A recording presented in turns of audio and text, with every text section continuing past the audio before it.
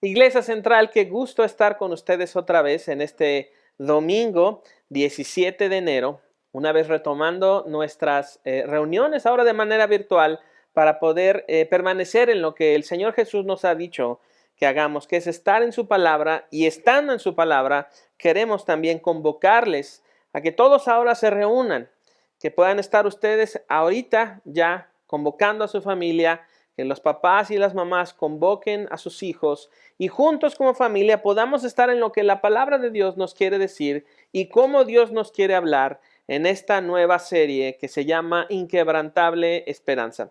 Así es que, iglesia, como es nuestra forma cada domingo, quiero que se preparen para alabar al Señor. Cada vez que nosotros vemos en la pantalla las letras y escuchamos la música, es nuestro momento para cantar al Señor. Así es que cantemos al Señor con ánimo pronto, reconozcamos que Él es Dios, Él nos hizo y no nosotros a nosotros mismos. Y Él es digno de nuestra alabanza. Así es que cantemos a nuestro Dios. Digno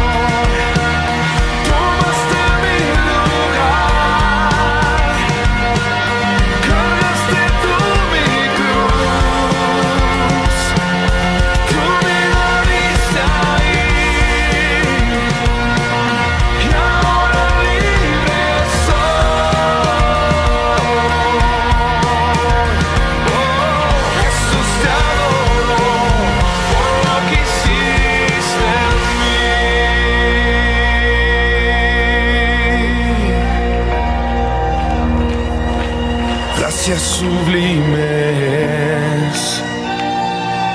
perfecto es tu amor. Tomaste mi lugar.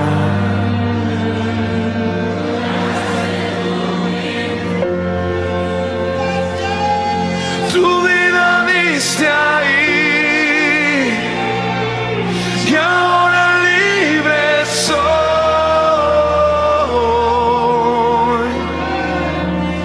Jesús, te adoro por lo que hiciste en mí.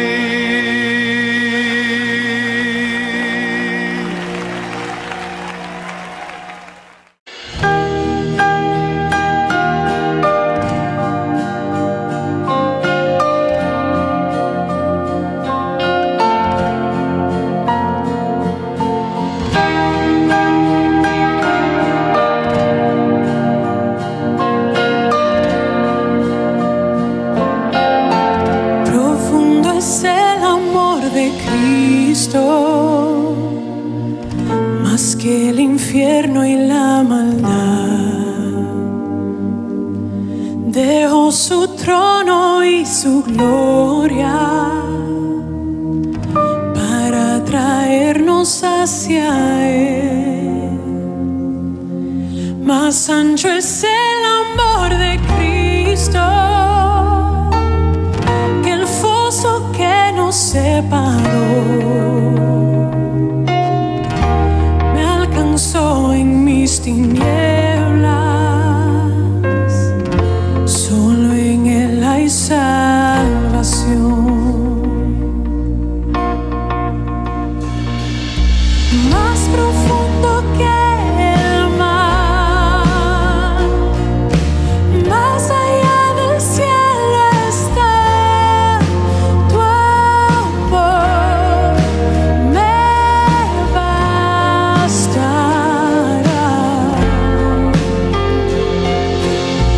Más fuerte es el amor de Cristo que mi enemigo más feroz. Me sostiene en la tormenta, las aguas no me cubrirán. Me guiará el amor de Cristo en el más hondo valle aquí. Me pastoreará por siempre y me guarda junto a Él. Más profundo que el mar, más allá del cielo está tu amor, me bastará. Más fuerte que la tempestad, venció el pecado y la maldad. Tu amor me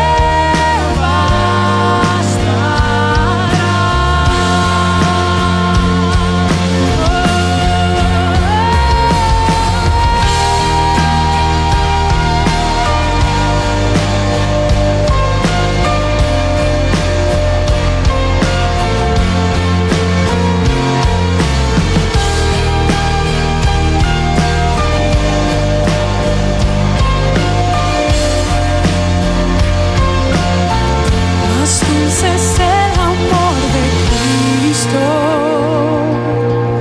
mientras más cerca estoy del fin. Disfrutaré su amor por siempre, ante su trono estaré. Me llenará el amor de Cristo al su rostro contemplar. Yo le amaré por siempre, su alabanza cantaré.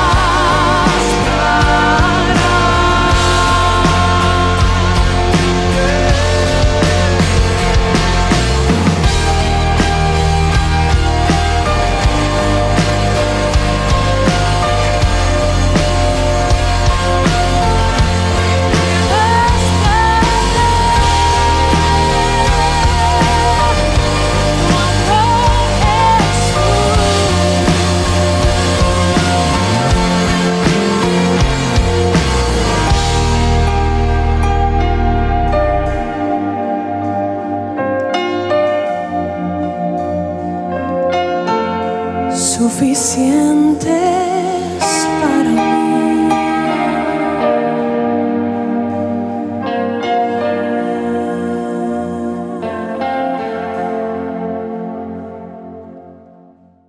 Muy bien, iglesia, después de haber cantado a nuestro Dios y colocarnos ahora frente a la Escritura, quiero pedirles por favor que abran sus Biblias en el capítulo número 2 de la primera carta de Pablo a los Tesalonicenses. Tesalonicenses, capítulo 2, y vamos a ver del verso 1 al verso 12. Recuerden, iglesia, que estamos ahora otra vez en temporada de estar en casa. Seguimos todavía en semáforo rojo y eso nos lleva a tener nuestras reuniones virtuales. Sin embargo, eso no quiere decir que la iglesia se detiene, sino que la iglesia avanza y que nuestra fe sigue siendo edificada por lo que vemos en la Escritura. Así es que continuamos con nuestra serie Inquebrantable Esperanza. Así es que te pido por favor que me acompañes al capítulo 2 de Primera de Tesalonicenses y vamos a ver del verso 1 al verso 11. Acompáñame con tu vista mientras yo estoy leyendo. La palabra dice, porque vosotros mismos sabéis, hermanos, que nuestra visita a vosotros no resultó vana, pues habiendo antes padecido y siendo ultrajados en Filipos, como sabéis, tuvimos denuedo en nuestro Dios para anunciaros el evangelio de Dios en medio de gran oposición, porque nuestra exhortación no procedió de error, ni de impureza, ni fue por engaño, sino que según fuimos aprobados por Dios para que se nos confiase el evangelio, así hablamos, no para agradar a los hombres, sino a Dios, que prueba nuestros corazones. Porque nunca usamos palabras lisonjeras, como sabéis, ni encubrimos avaricia. Dios es testigo. Ni buscamos gloria de los hombres, ni de vosotros, ni de otros, aunque podíamos seros carga como apóstoles de Cristo. Antes fuimos tiernos entre vosotros, como la nodriza que cuida con ternura a sus propios hijos. Tan grande es nuestro afecto por vosotros que hubiéramos querido entregaros no solo el evangelio de Dios, sino también nuestras propias vidas, porque habéis llegado a ser muy queridos. Porque os acordáis, hermanos, de nuestro trabajo y fatiga, como trabajando de noche y de día, para no ser gravosos a ninguno de vosotros, os predicamos el evangelio de Dios. Vosotros sois testigos, y Dios también, de cuán santa e irreprensiblemente nos comportamos con vosotros los creyentes, así como también sabéis de qué modo, como el Padre a sus hijos, exhortamos y consolamos a cada uno de vosotros, y os encargamos que anduvieseis como es digno de Dios, que os llamó a su reino y gloria. Iglesia, inclinen su rostro, vamos a orar a nuestro Dios. Padre Santo, gracias por tu palabra que vemos aquí y vemos estos acontecimientos que tienen que ver con el desarrollo de la iglesia en Tesalónica. Pero ayúdanos, Señor, a entenderlo ahora en la razón de nuestra vida acá, en entender cómo tu palabra transforma nuestra vida en lo personal y la vida de la iglesia. Señor, prepara nuestros corazones y nosotros sometemos nuestra vida a la autoridad de tu palabra y haciendo eso, Señor, te pedimos, háblanos, consuélanos, exhórtanos, corrígenos, pastoréanos y hazlo a través de tu palabra. Te lo pedimos en Cristo Jesús. Amén. Muy bien, iglesia, la semana pasada hablamos de las 3 marcas de un cristiano. Hablábamos en el capítulo número 1 de la obra de nuestra fe, es decir, en quién creer. También hablamos del trabajo de nuestro amor, es decir, a quién amar. Y hablamos de la constancia de nuestra esperanza, que es decir, a quién esperar.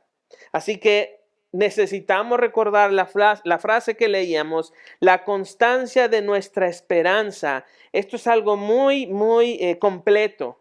Constante esperanza, constante fe. Y esto de constancia de nuestra esperanza nos ayuda a poder proyectarnos durante todo este año.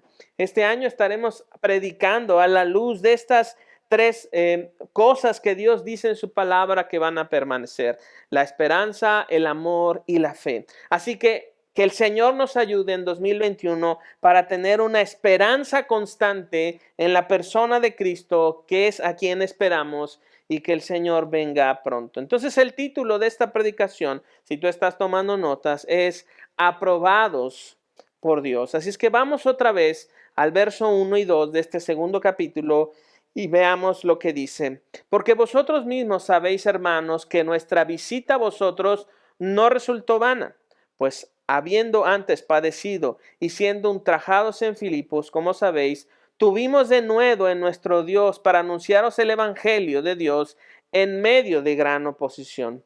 El contexto de esta carta, de la gran mayoría de esta carta, está enraizado en Hechos capítulo 16. Recordemos que el libro de Hechos es el libro histórico del Nuevo Testamento y nos ayuda a saber como un grande faro hacia dónde se extendió el evangelio después de la ascensión de Cristo a los cielos. Entonces, ahí nos narra cómo es el desarrollo de la iglesia, cómo la iglesia comienza y cómo es el desarrollo del trabajo misionero que todo el libro de Hechos habla sobre Pablo.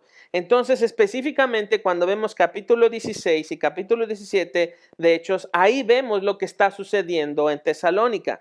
Entonces, Pablo y Silas son el equipo misionero que se encarga de ir hacia Grecia y está pasando por Turquía y llega hasta Grecia y llegan ellos también hasta a Filipo y llegan a Derbe y a Listra, que es ya la parte de Grecia. Después a ellos se une Timoteo, que es parte también integrante de este equipo misionero.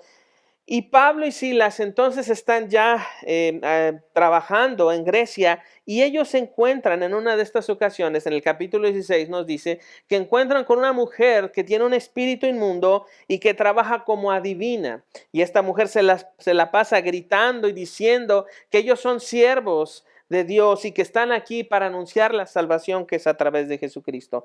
Entonces déjame leerte lo que dice Hechos capítulo 16, del verso 16 al verso 32, Lucas nos narra lo que Pablo, Silas y en este caso después Timoteo se incorpora al equipo. Entonces el capítulo 16, verso 16 de Hechos nos dice: cierto día cuando íbamos al lugar de oración nos encontramos con una joven esclava que estaba poseída por un demonio.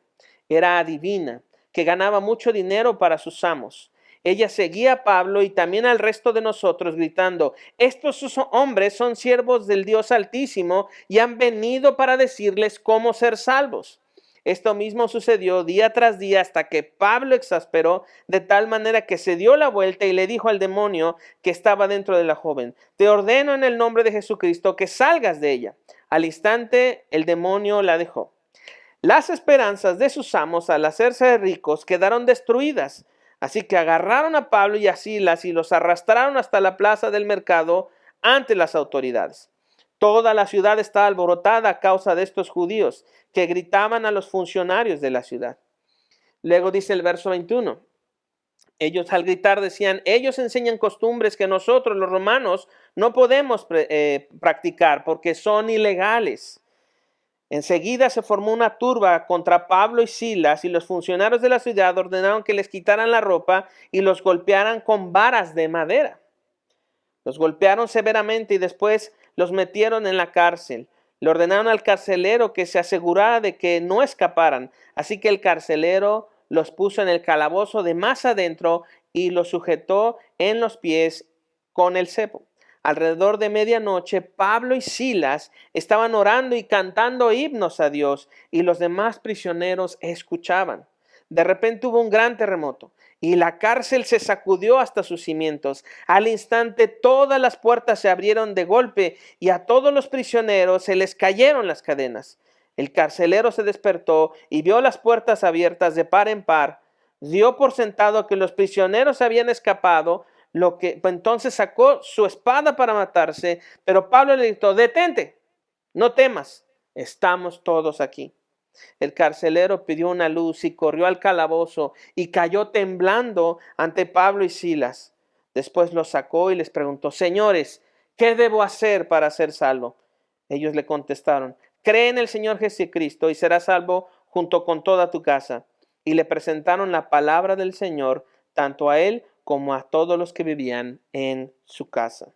Con todo esto, iglesia, podemos entender que la frase de Pablo en el verso 2 dice, tuvimos de nuevo en nuestro Dios para anunciaros el evangelio de Dios en medio de gran oposición. Entonces ellos estaban en Filipo, en la zona, vamos a decir, del norte de Tesalónica, y estos descienden a Tesalónica, y entonces ellos vienen de estar literalmente en la cárcel, de haber sido azotados con varas en sus espaldas, de haber estado en un calabozo, sus brazos y sus piernas sujetadas con un como candado grande de madera, y ahí sujetados y con un dolor de espalda, y ellos cantaban a Dios. Y para Pablo esto es, pues fuimos ultrajados, fuimos predicando el evangelio a través de gran oposición. Es decir, lo que ellos como misioneros y ministros de Cristo estaban pasando era un momento complicado en su vida personal, pero estaba siendo su fe edificada. Así que, amada Iglesia Central,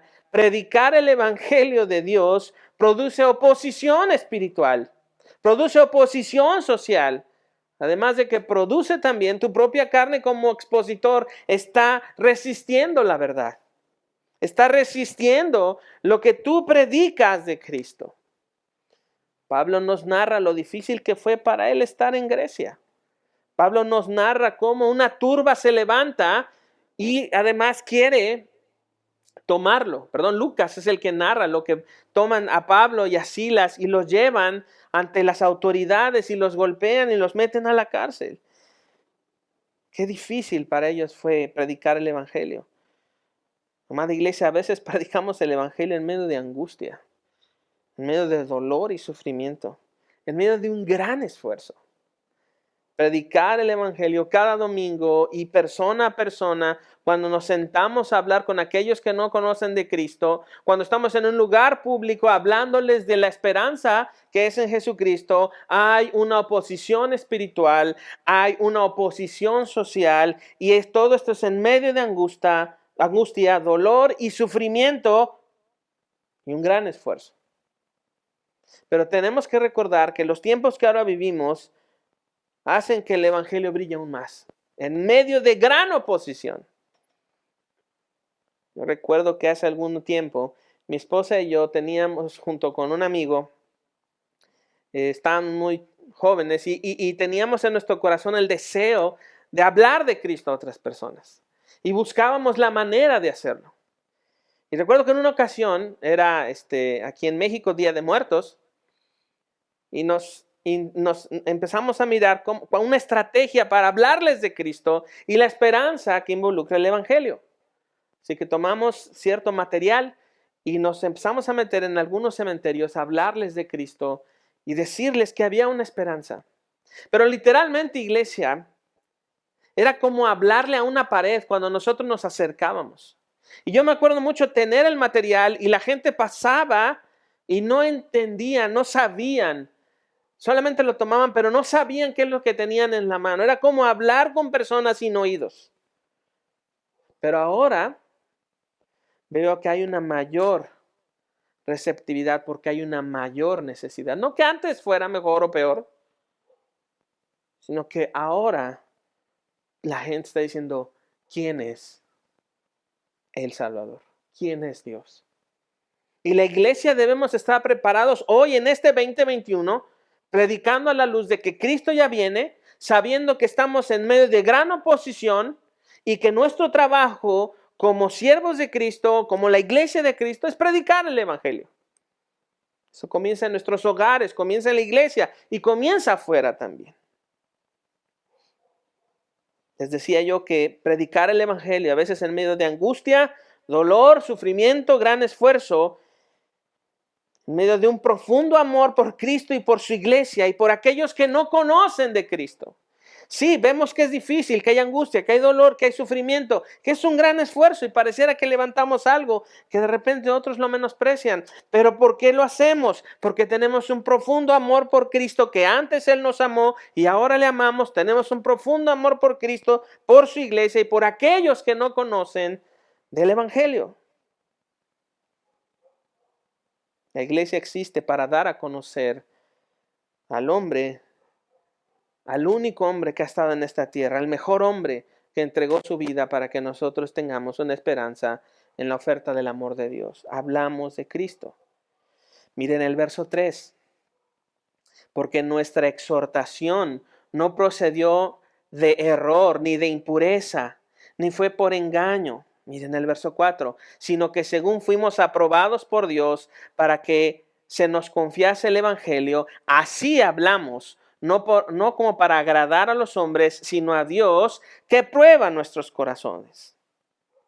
Pablo está hablando de su exhortación y es interesante que la palabra exhortación habla de literalmente uno a uno. Cuando miramos esta palabra, Pablo nos está diciendo el trabajo misionero que hicieron en Tesalónica.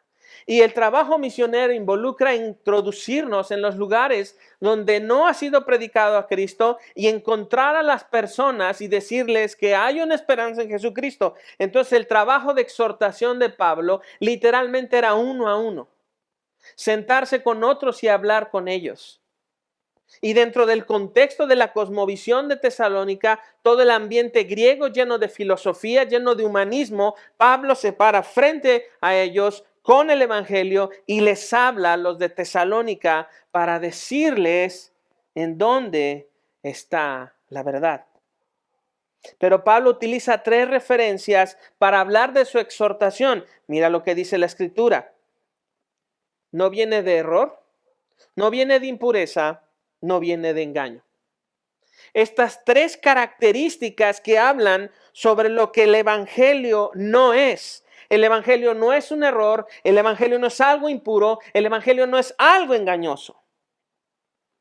Es que había algunos también que decían, oye, pero ese es Pablo, el misionero que estuvo, apenas supimos que estuvo él en la cárcel. Sí, el que cantaba y luego de repente salieron, no sé por qué están acá. ¿Cómo podemos escuchar y creer en un hombre que estuvo en la cárcel y que ahora nos dice que creamos en un Jesús? Después otros decían, es un error creer en el supuesto evangelio de Dios. ¿Cuánto se parece a esos tiempos en los que Pablo predicaba el evangelio a estos tiempos? Así es que después de esto Pablo, de estar en Filipos, llega a Tesalónica. Hechos 17 nos narra qué está pasando y nos deja mirar un poco más de cerca lo que está pasando en Tesalónica. Pero acuérdense, Pablo está diciendo, no procede de error, no procede de impureza, no procede de engaño lo que les exhortamos a través del evangelio. ¿Qué quiere decir eso? Así que quiero leerte lo que dice Hechos 17:4. Hechos 17:4. Recuerda que Pablo ya está en Tesalónica y dice el verso 4 del capítulo 17 de Hechos. Algunos judíos que escuchaban fueron persuadidos y se unieron a Pablo y Silas junto con muchos hombres griegos temerosos de Dios y un gran número de mujeres prominentes. Y esto me hace pensar mucho en cómo es la iglesia. Aquí en América Latina, la iglesia está mayormente compuesta por mujeres. ¡Y qué bendición! ¡Qué bendición que las iglesias estén llenas de mujeres! Y yo lo veo aquí en la palabra. Un gran número de mujeres prominentes que estaban en la iglesia. Así es que qué bendición que nuestras mujeres estén en la iglesia. Y qué bendición que también los hombres estén en la iglesia.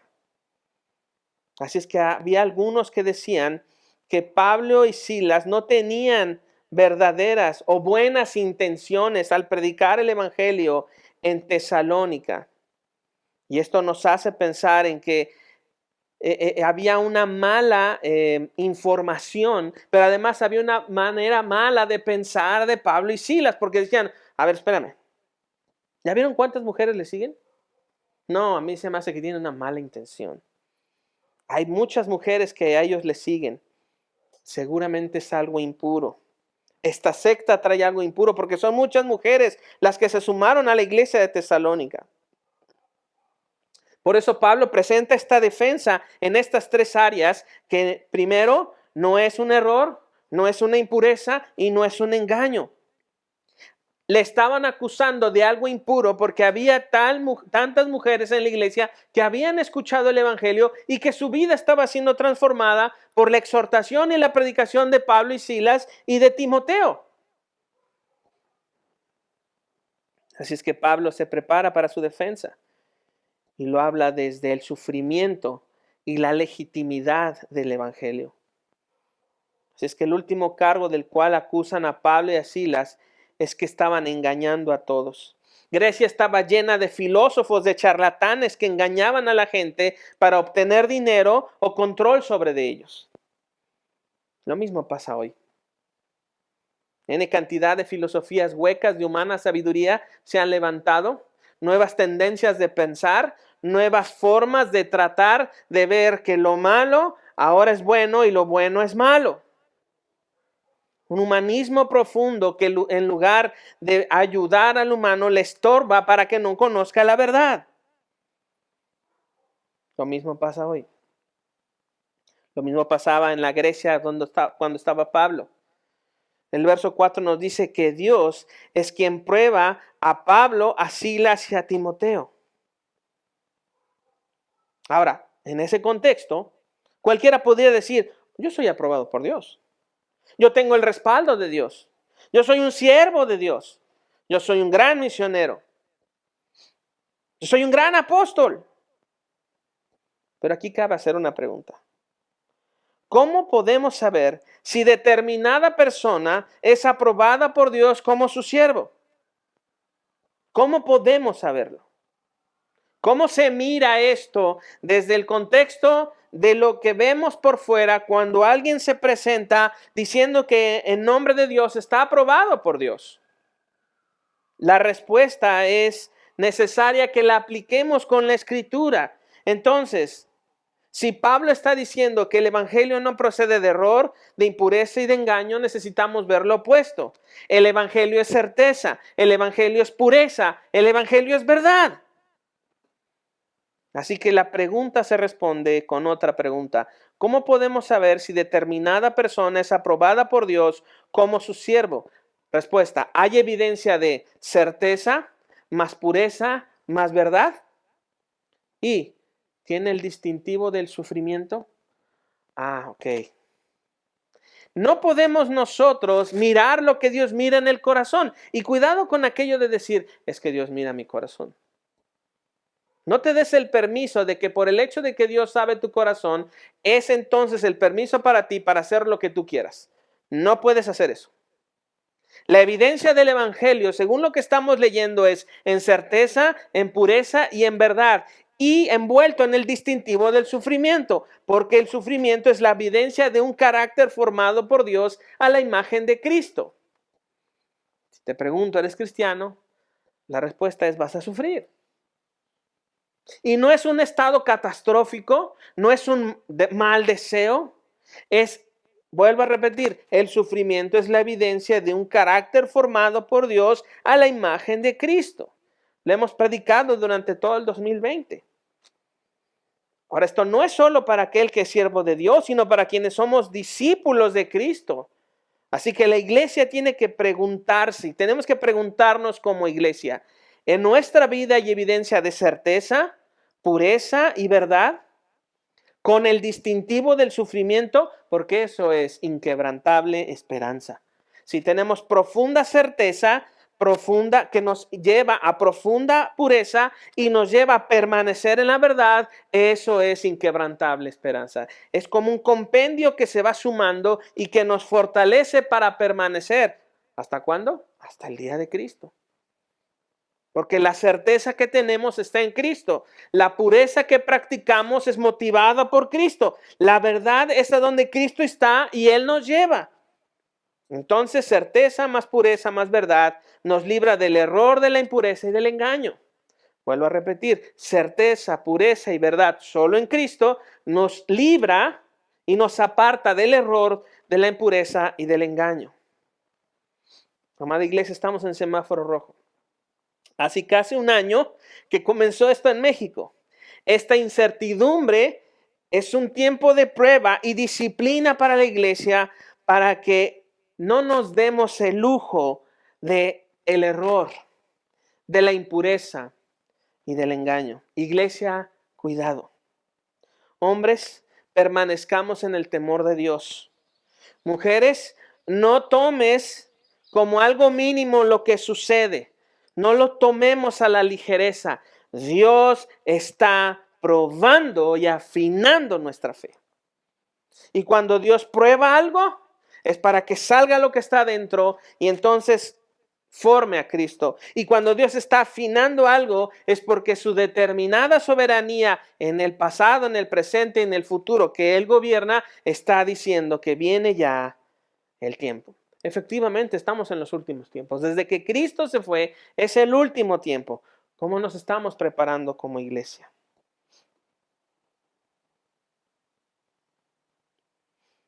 Y esto nos ayuda.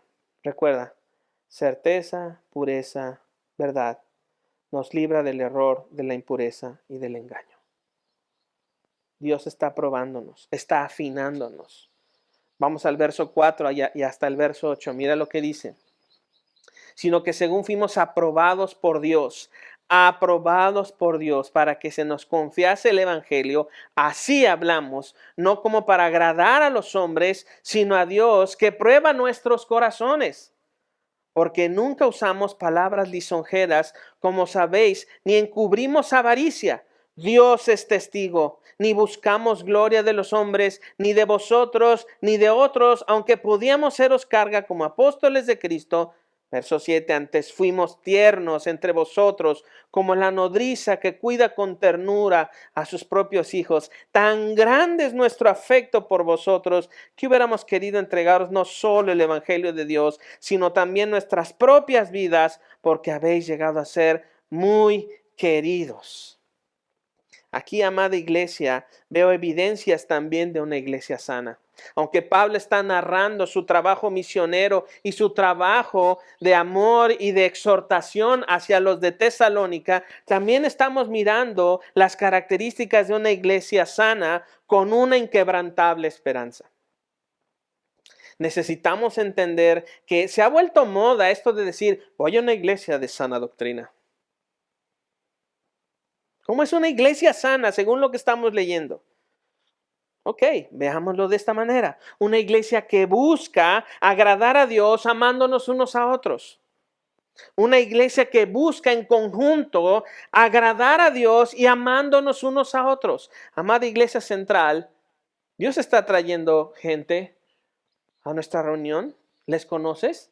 ¿Sabes quiénes son? ¿Les llamas por teléfono? ¿Les amas? Porque sabes que Dios te ha amado a ti y eso te impulsa y te conduce a llamarles, a amarles, a orar por ellos. Amada iglesia central, entre nosotros sabemos quién puede estar contagiado ya. Entre nosotros sabemos quién está pasando necesidad.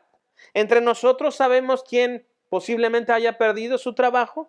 Entre nosotros sabemos que alguien está desanimado. Una iglesia sana y de sana doctrina es aquella que busca agradar a Dios, amándonos unos a otros. Se tiene que mirar. Número 2, una iglesia con inquebrantable de esperanza es probada por Dios. Amada iglesia central, hemos sido probados por Dios.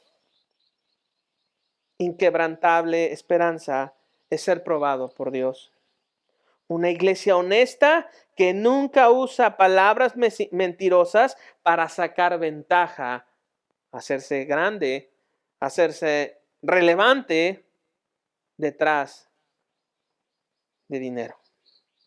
Pablo por eso dice eso en el verso 5. Nunca usamos palabras lisonjeras, es decir, mentirosas. Dice, ni encubrimos avaricia. Cuidado. Una iglesia que no es sana está metida en cosas que no tienen nada que ver con el evangelio, pero tienen cara de piedad. Y número 4, una iglesia que busca honrar a Dios. Esta semana aprendí algo. Pesa más honrar a Dios que mi bienestar, porque mi bienestar es honrar a Dios. Déjame repetírtelo otra vez. Pesa más honrar a Dios que mi bienestar, porque mi bienestar es honrar a Dios. La dimensión es mucho más grande, iglesia, mucho más grande. El verso 6, Pablo cita que ellos como equipo misionero no buscaron ser una carga económica para la iglesia. Ahora, nunca dice que la iglesia no se encargue de las necesidades de los ministros. Lo que sí dice es que la iglesia debe estar lista para enviar a otros y sostener a los ministros que ya tiene. Así es que, amada Iglesia Central, preparen sus diezmos y sus ofrendas para darlos y atender las necesidades de nuestros ministros en Iglesia Central, lo cual es bíblico, necesario y además impulsa nuestra fe aún más y más en Cristo.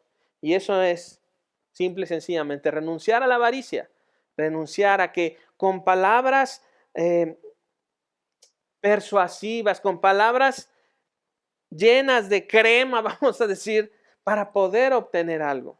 O inclusive con palabras de condenación. Si tú no haces esto es porque esto. Si tú no ofrendas es porque esto. Si tú no diezmas entonces va a venir condenación. Cuidado, eso no dice la palabra. Eso no es el evangelio. Amada Iglesia Central, seguimos adelante con una inquebrantable esperanza. Ahora estamos en una época de post-COVID. Eso nos anima a seguir. Ya hay una vacuna. Ya hay una vacuna. Hay 2 opciones en México. Cuando llegue la calendarización de ser vacunados, hagámoslo confiando en el Señor, que es su providencia para poder salir de esta prueba. Dios está haciendo todo lo que su determinado consejo ha mandado. Pero sígame al verso 7. Antes fuimos tiernos entre vosotros como la nodriza que cuida con ternura a sus propios hijos. Qué interesante que Pablo utiliza la imagen de una nodriza, es decir, una mamá que está pudiendo amamantar a otros chicos que por alguna circunstancia necesitan también ser amamantados, y lo hace con la ternura amorosa de una madre, aunque esos hijos no son suyos. Y Pablo hace una comparativa de su trabajo misionero y pastoral con ese amor, con ese cuidado, con esa atención, con ese cobijo que da una mamá. Dice, tan grande, el verso 8, tan grande es nuestro afecto por vosotros, que hubiéramos querido entregaros no solo el evangelio de Dios, sino también nuestras propias vidas, porque habéis llegado a ser muy queridos. Amada Iglesia, esto es muy particular de Pablo, pero es algo que yo me quiero adueñar. Y digo me quiero adueñar porque honestamente, Iglesia, ustedes han llegado a ser alguien a quien yo amo. Y no solo el evangelio, sino darles un poco más yo quisiera. Han llegado a ser muy amados. Y yo me siento amado por ustedes.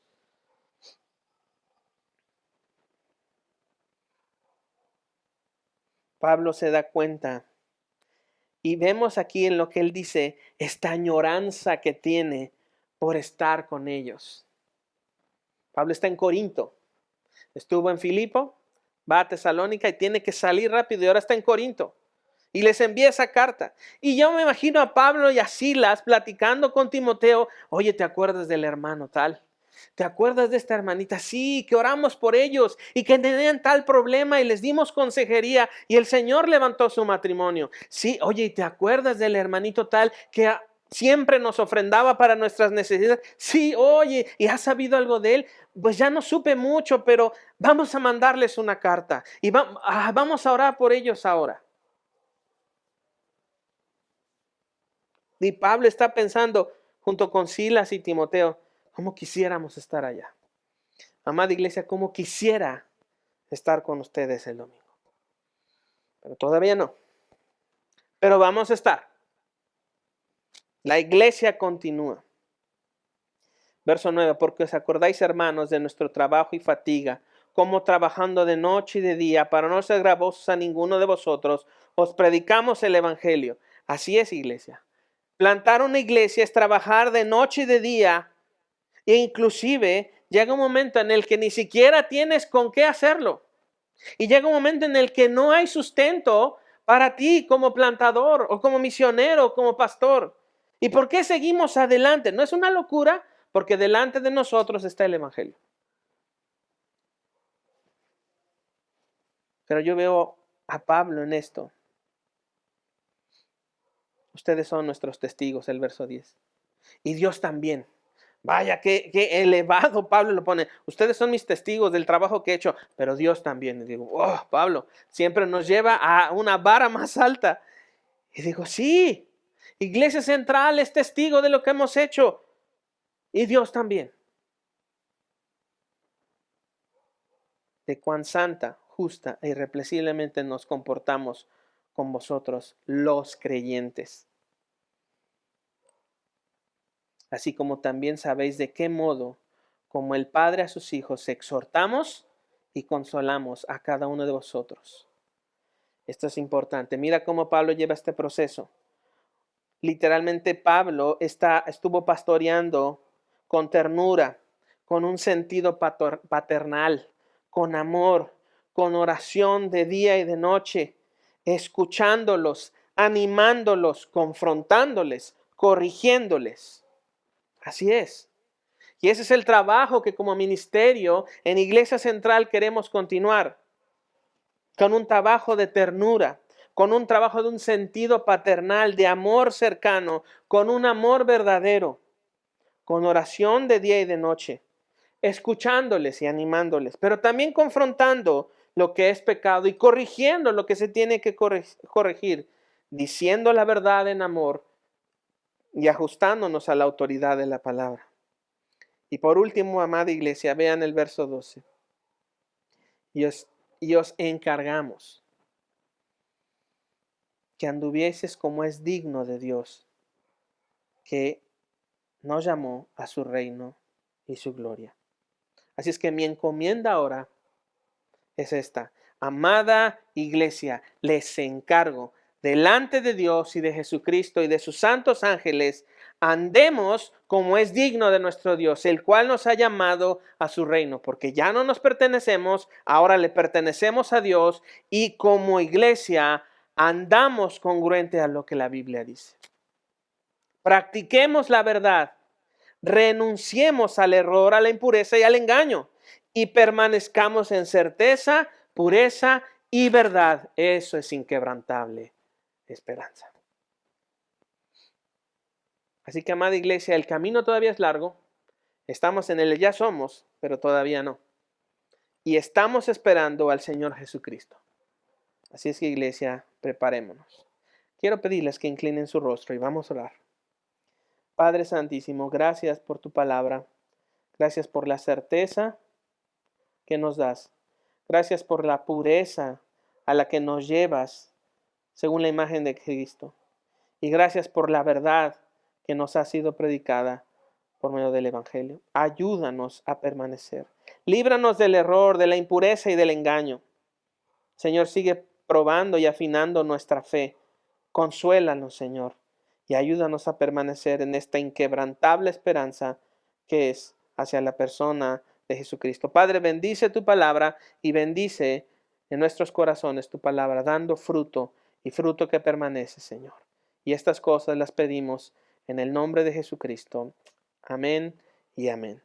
Amada iglesia, permanezcamos atentos de las noticias que estaré dándoles a través de nuestra mensajería. Por favor, permanezcan. Recuerden que estamos para servirles, para amarles. Lo queremos hacer con ternura, con un sentido paternal, con amor, con oración de noche y de día, escuchándoles, animándoles, confrontándoles y corrigiéndoles en términos de lo que es el Evangelio.